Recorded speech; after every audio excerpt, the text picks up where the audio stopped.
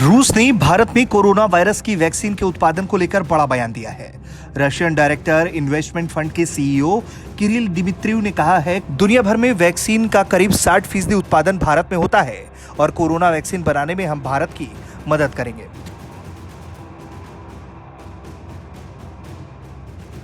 उन्होंने कहा है कि कोरोना की स्पुतनिक वी वैक्सीन के लोकलाइजेशन के लिए संबंधित मंत्रालयों, भारत सरकार और बड़े निर्माताओं के बीच बातचीत जारी है।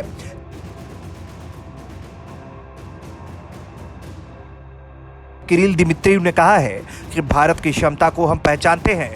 भारत में न केवल अपने देश के लिए बल्कि दूसरे देशों के लिए भी वैक्सीन बनाने की क्षमता है।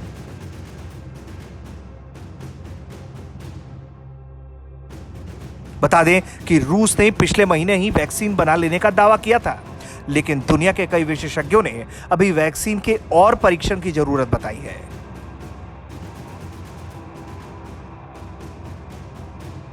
वहीं मॉस्को पहुंचे रक्षा मंत्री राजनाथ सिंह ने कोरोना वायरस संक्रमण को फैलने से रोकने में सफलता पाने के लिए रूस की सरकार और वहां की जनता को बधाई दी है। उन्होंने वैक्सीन विकसित करने के लिए भी वैज्ञानिकों की सराहना की है।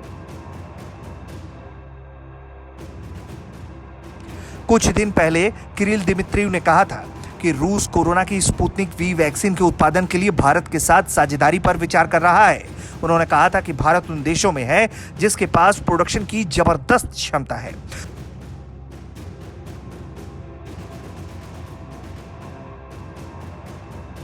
उन्होंने कहा कि लैटिन अमेरिकी, एशिया और पश्चिमी एशिया के कई देश टीके के उत्पादन के लिए इच्छुक हैं।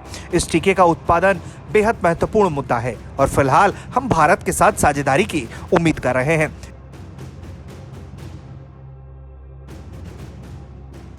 किरिल ने कहा है कि हम वैक्सीन के उत्पादन में भारत की क्षमता को पहचानते हैं। सिर्फ भारत के मार्केट में नहीं, दूसरे देशों के लिए भी रूस ने अग्रणी कंपनियों के साथ कई समझौते भी किए हैं। हम भारत सरकार, संबंधित मंत्रालयों और उत्पादकों से स्थानीय उत्पादन पर बात कर रहे हैं।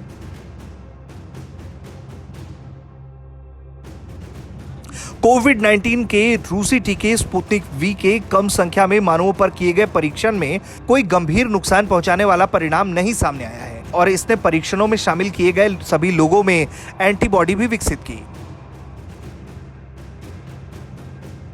रूस अक्टूबर से बड़े पैमाने पर स्पुतनिक वी का टीकाकरण शुरू करेगा और उसने 20 देशों से 1 अरब खुराक का करार भी किया है। रूस उत्पादन को लेकर भारत के डिपार्टमेंट ऑफ बायोटेक्नोलॉजी के संपर्क में भी बना हुआ है। ब्यूरो रिपोर्ट, भारत तक।